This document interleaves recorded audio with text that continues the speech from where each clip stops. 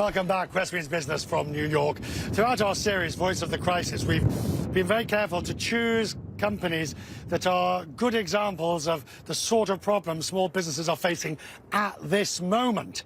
So we followed, for example, when they had to actually introduce, when they had to fire staff and furlough staff, when they had to then apply for loans. Our company today is called Feliz Modern. We're joined by Ginger Diaz, who's the owner. You are, as I understand it, and you're a souvenir stall in Texas. You are allowed to open, but you've chosen not to. You're still relying primarily on your online business and curbside pickup. Why? What's happening? Well, we just were allowed last week to reopen at 25% capacity, but we decided to give it a couple more weeks to see how the COVID cases go locally before we decide whether we reopen or not. But we'll revisit that again in a week or two. And when you've decided, one of the issues you had to deal with was, of course, applying for help, PPP, from the government. I apologise, the noise is very windy all of a sudden. But you had to apply for PPP. You got the loan, but now you're worried about whether it will be a loan or a grant, aren't you? You may end up having to repay it. Right. Yes, we'll probably likely end up repaying 25 to 30% of it, because it's also, the forgiveness part is based on your full-time equivalents, how many full-time equivalents you hire back. And our concern is we didn't want to rehire everybody back if we can't also guarantee that they would have a job after the PPP funds run out in 8 weeks. Oh, for us, only 6 more weeks.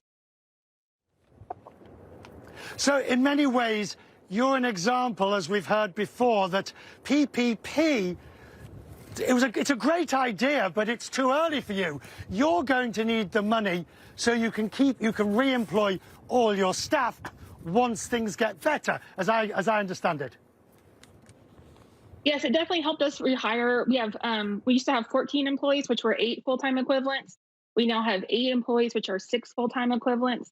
So it did help us rehire those people that we had to lay off so they could run our online store. And the online store is keeping us afloat right now, allowing us to still pay health insurance. So what's the best seller? What is the best seller from Feliz Modern? Right now, it's our face mask, our Atomi face mask, handmade by women in Hidalgo. And we can't keep them in stock. We get a new shipment every week, and then they keep selling out.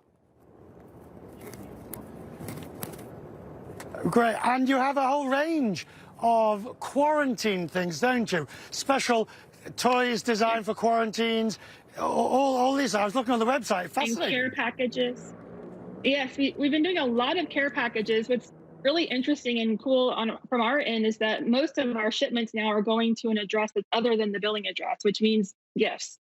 So it's been really neat to see how many people are sending care packages to people that they love, or their coworkers that they're not around anymore, or teachers, and just seeing that people are reaching out, still trying to connect, even though they can't connect physically.